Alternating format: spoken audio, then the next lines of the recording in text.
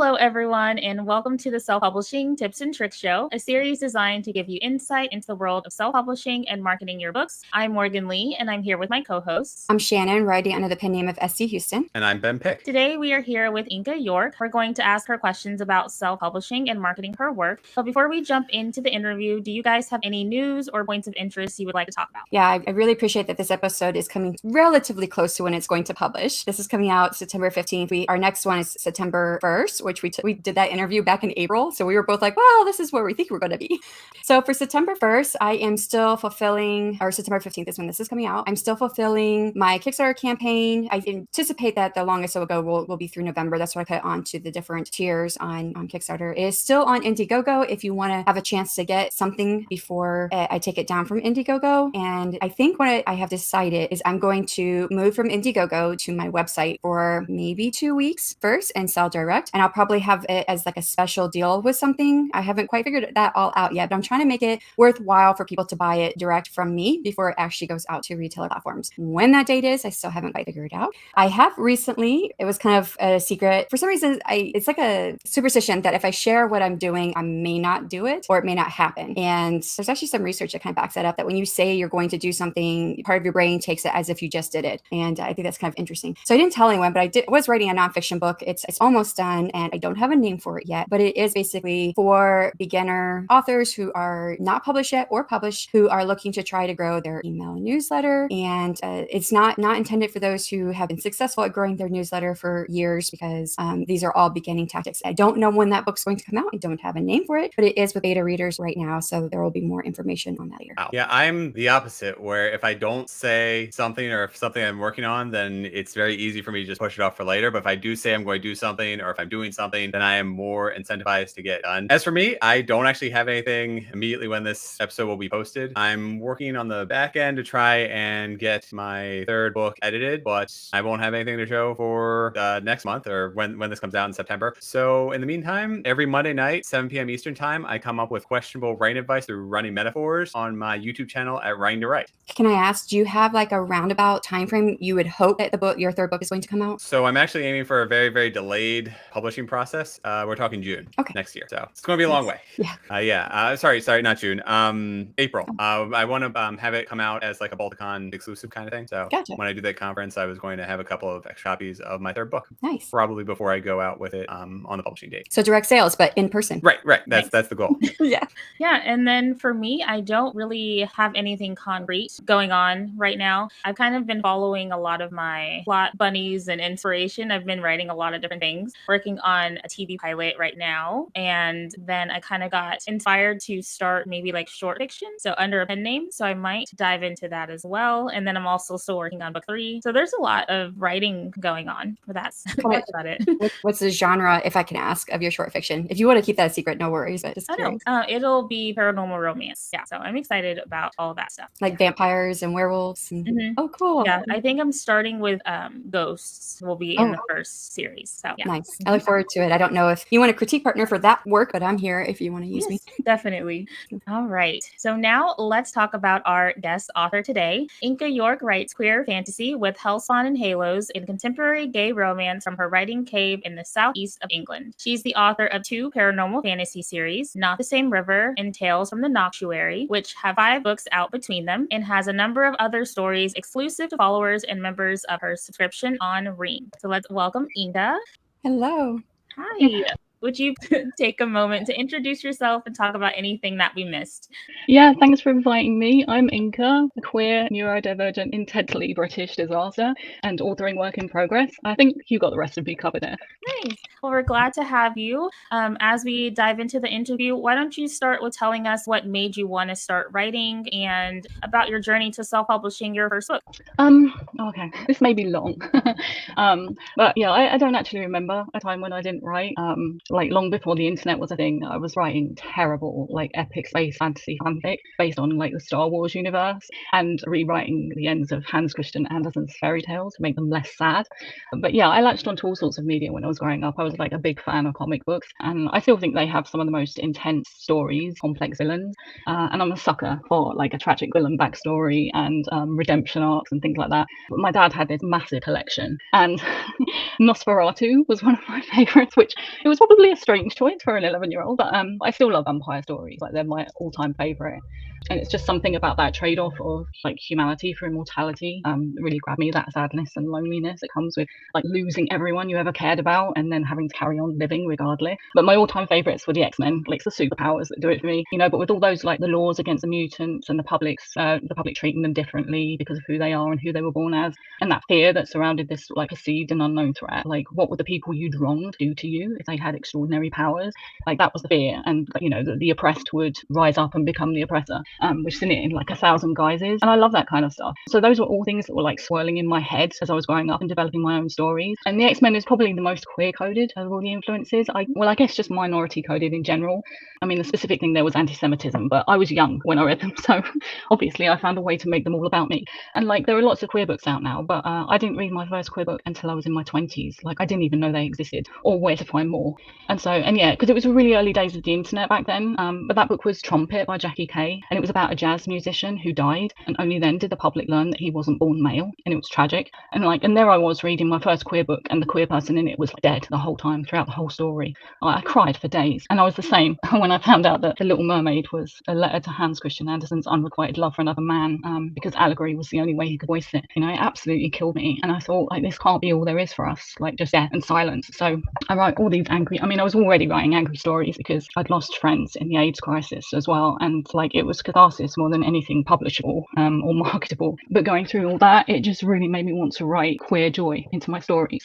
But yeah, when I had the idea for the story that eventually became A Storm of Paper Starlings, that was back in 1985. Like I was a child, and my girlfriend, she said she'd do the artwork for me because obviously it was going to be a comic book back then. But we never really got that far. She did a couple of character concept drawings that I never saw again, and all I had was this scrappy page of notes. But that story, it just dogged me for decades. And I'd see these flashes of scenes and like hear these like snatches of dialogue, and I got all these characters from scratch, and they just like hang out in my head. And I had Pinterest boards dedicated to this story long before I wrote the first word. I was just obsessed with this story, but it wasn't ready to come out. It wasn't ready to come out for me yet. So yeah, I signed up for Camp NaNoWriMo in July 2014, and that was when I finally got around to writing it. It wasn't the first book I wrote. I think it was like number 10 or 11, something like that.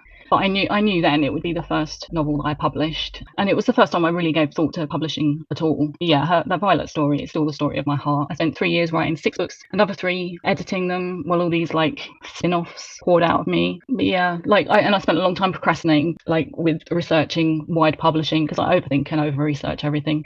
But I knew that things would snowball, that I'd be forever marketing once I hit publish on that first book, you know, and when would I have time to write if I was doing all this other stuff? But yeah, once my book baby was finally dressed and didn't have to go out into the world naked, I'd finally run out of excuses. So I hit publish on Starlings last October, and we're up to book 4 in that series now.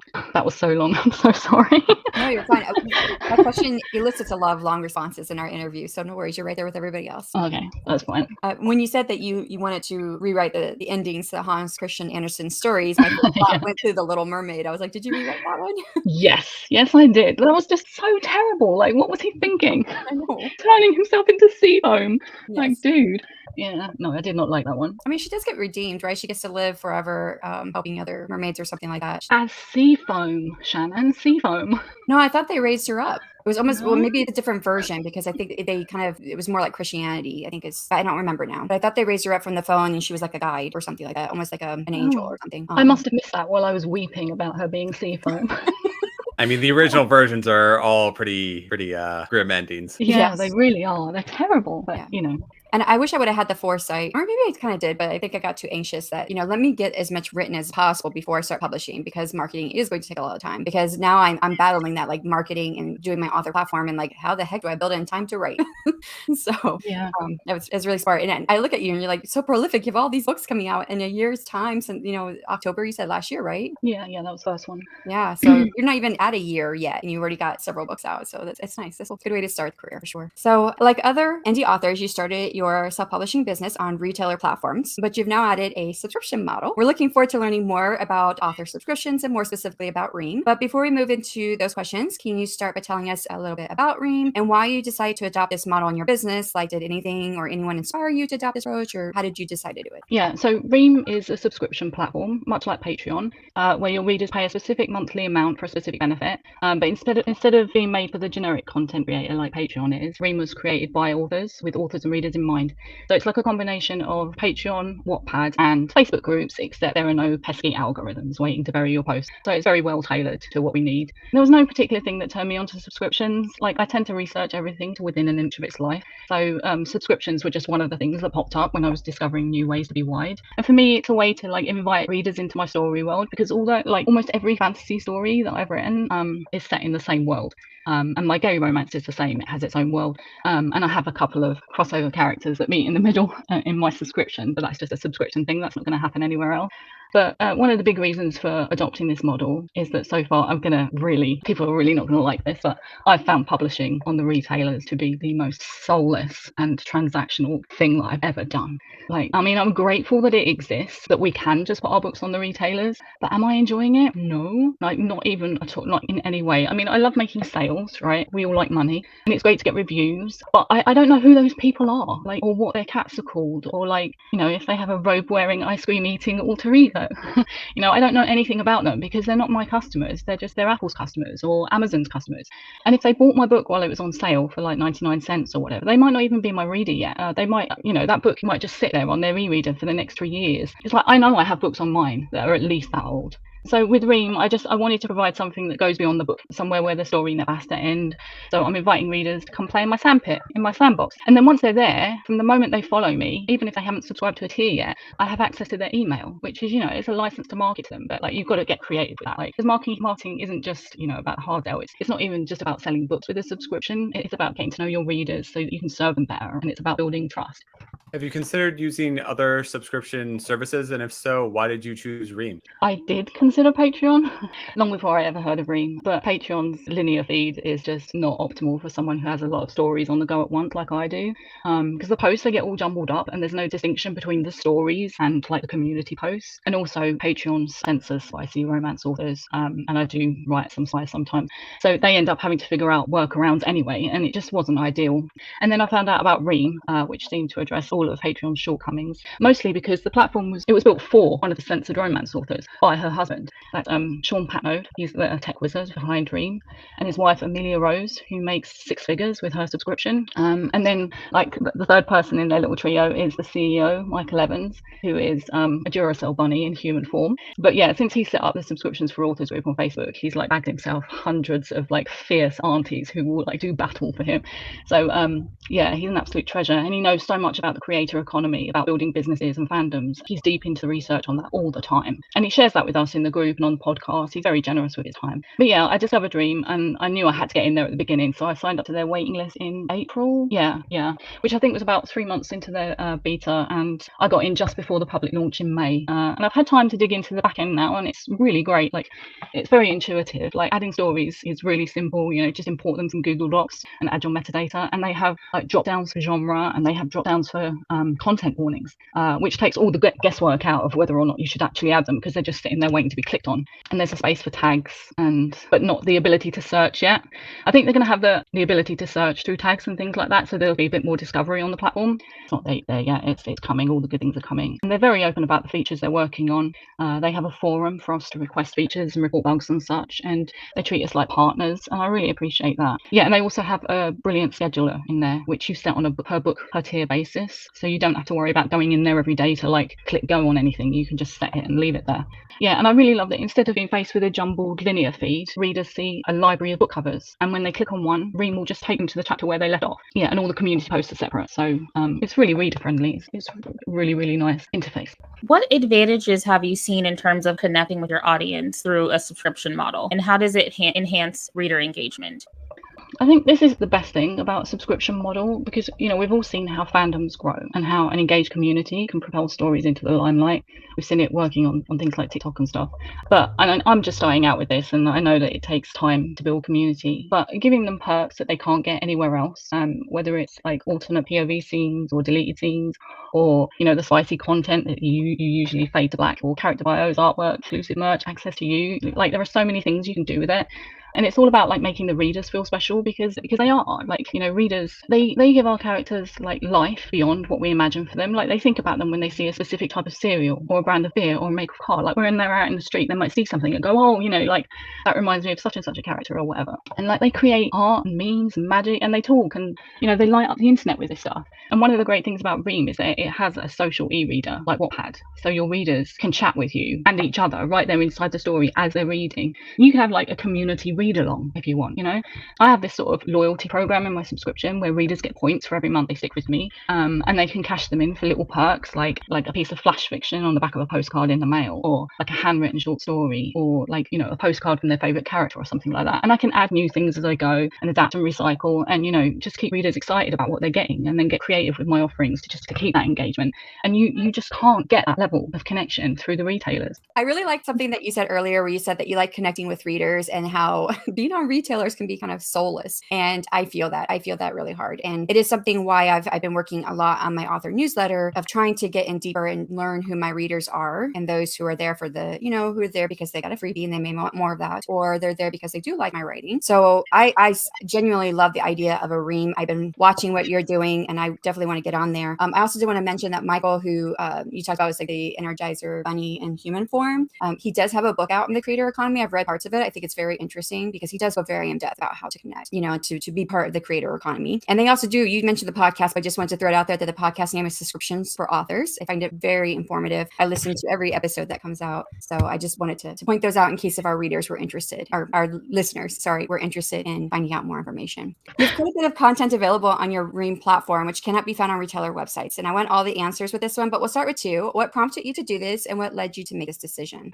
Right, I have a lot of books written in these story worlds, like enough that I could release a book every few months for the next few years if I wanted to.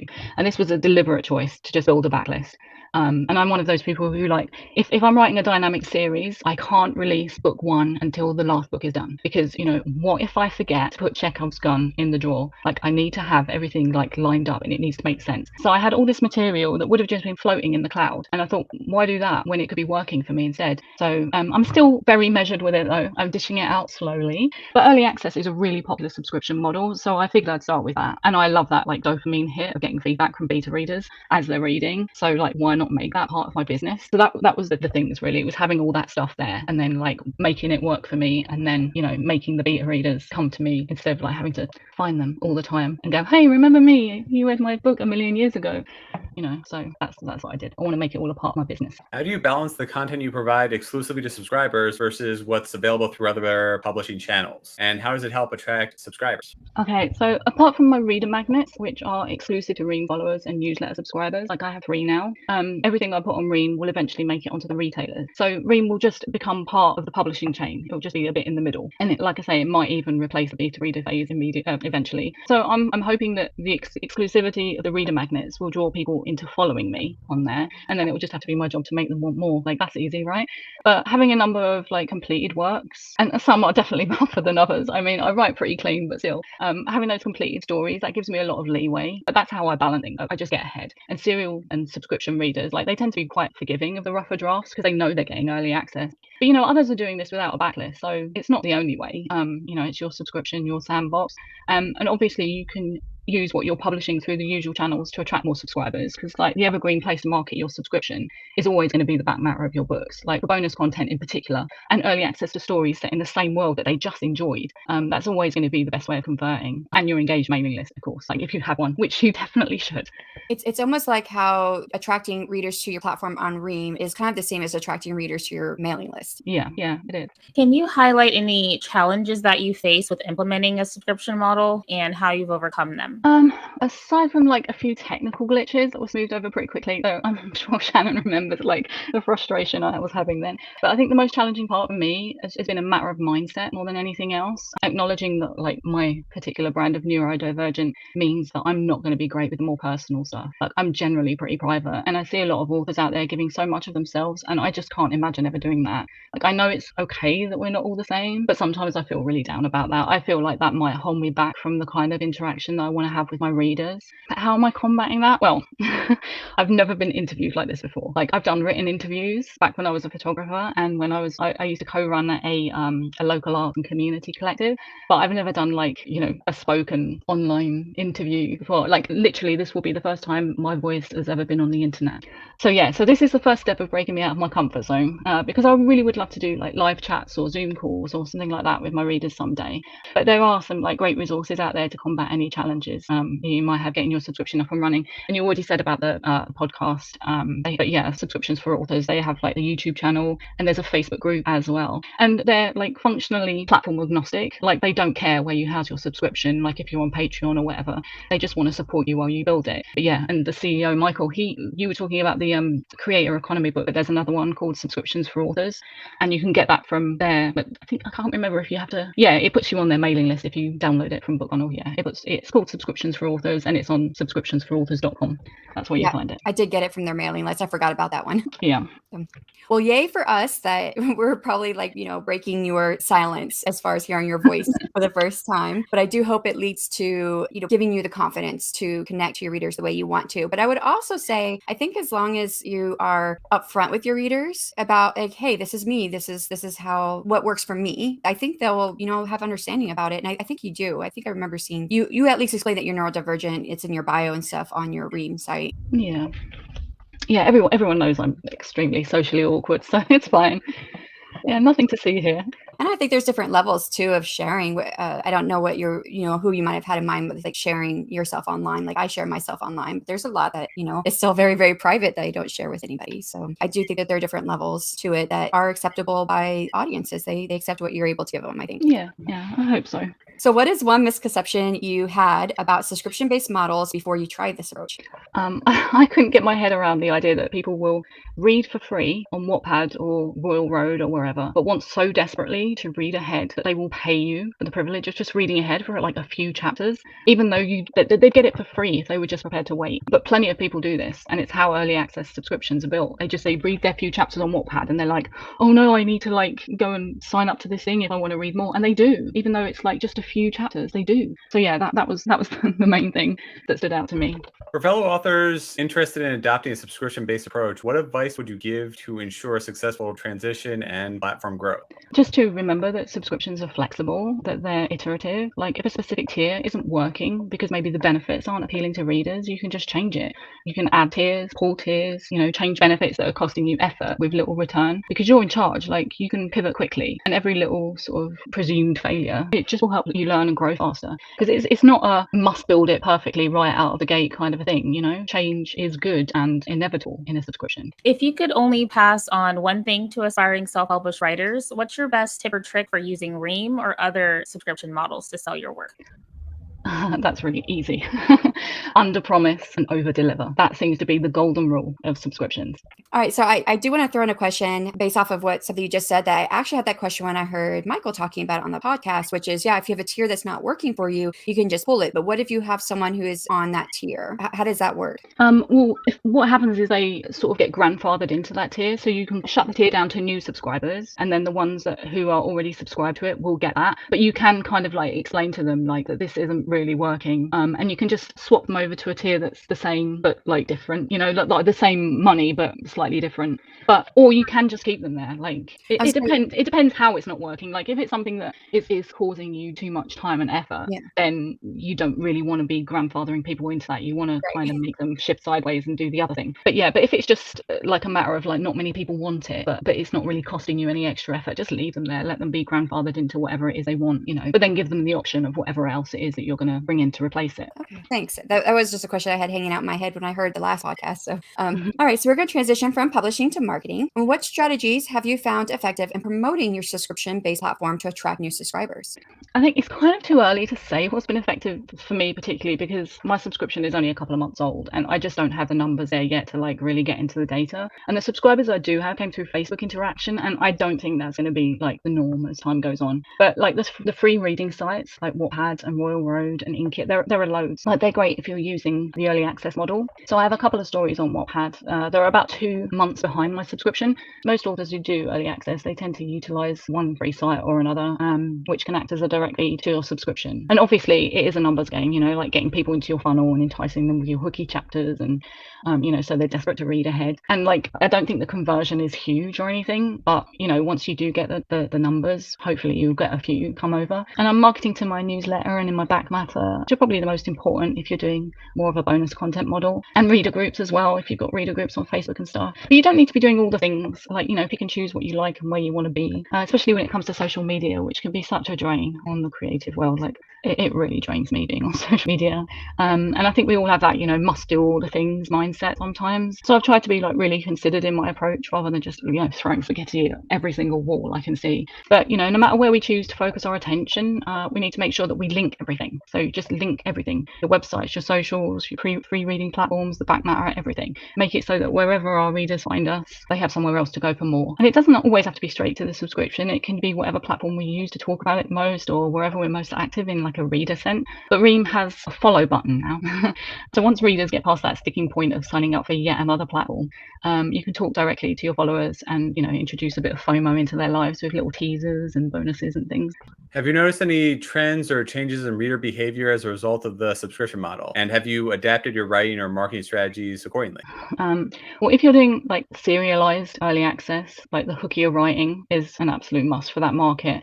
And that's where I'm leaning into that. Those readers, they want to be hooked chapter by chapter. It's like they don't want the story to end at all. They do not care for endings. They just want to be thrilled and like gasping for more every time that you release an episode. And I think authors who cut their teeth writing fanfic on sites like AO3 and just who have learned to serialize and like really write that hooky stuff, they're going to have a real advantage here because they're already members of fandoms and they know exactly how all this stuff works. But you don't have to serialize your work. I mean, a lot of readers don't care for that at all, and just want the whole book at once. And there are other subscription models besides early access and bonus content. Like some authors do physical goods, like book merch and such, and for others it's access to the author that drives the subscription, like a more personality driven model. And obviously you can combine any of those, like you can make it as personal and flexible as you want.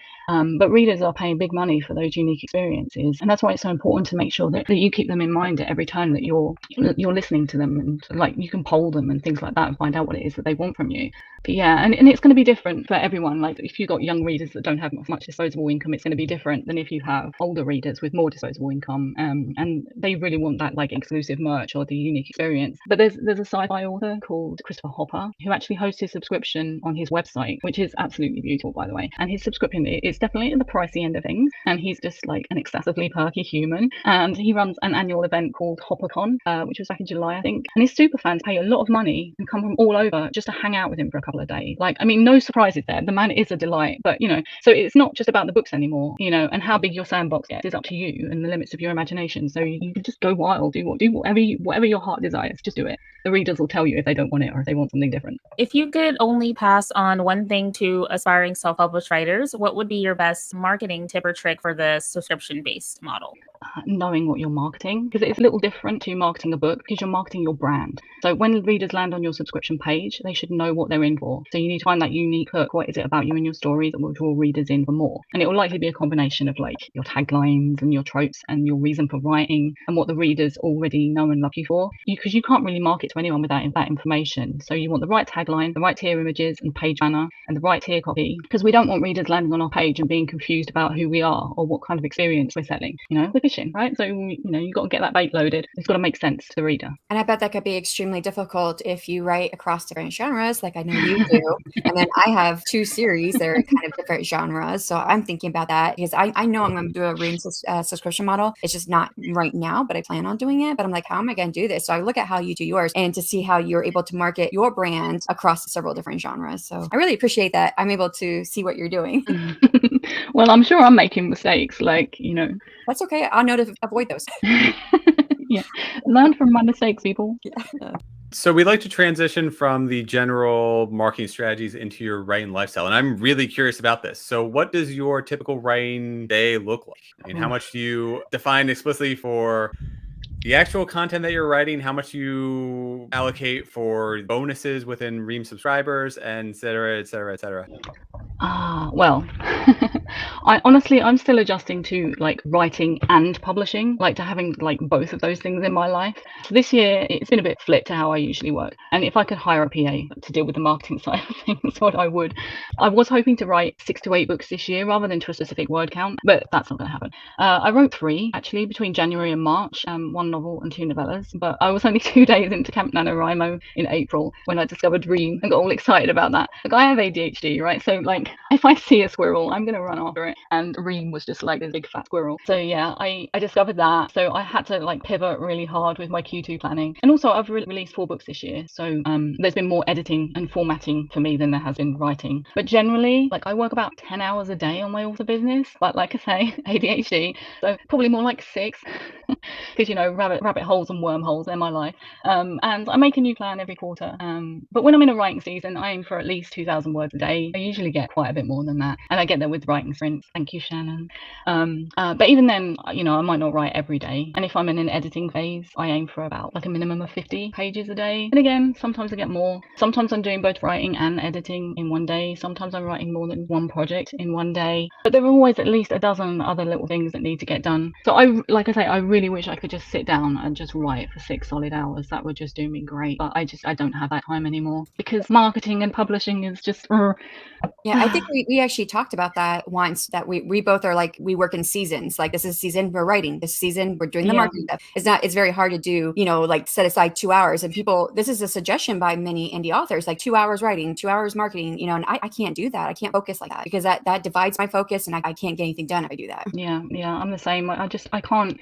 I used to think that if I just chopped my day up into these little segments of, marketing segment, writing segment, that would work. But it really doesn't. You're right. It just doesn't work for me. I need to be like fully immersed in what I'm doing. Yeah. And I hate how many little like niggly little things need to get done all the time. Like, it's just non-stop, especially with like a certain retailer who puts your book in the wrong categories for no reason whatsoever. I mean, like, I'm pretty sure everyone knows who that is. I don't want to be dealing with them all day long with their silly little things. Like, I'll shut up about them because I could go on for days. So you write across a variety of genres and include a lot of diversity. This is part of your author branding on your Ream page. Can you tell us about the importance of your brand when it comes to your writing life? Yeah, I mean, I'm really passionate about queer books, and that's the biggest part of my brand, which comes across in the rainbow of tears on Ream. I wanted it to feel like a fun, exclusive nightclub over there, like all the neon lettering, like inviting readers into the dark where they have an equal chance of running into a guy pole dancing as they do a vampire.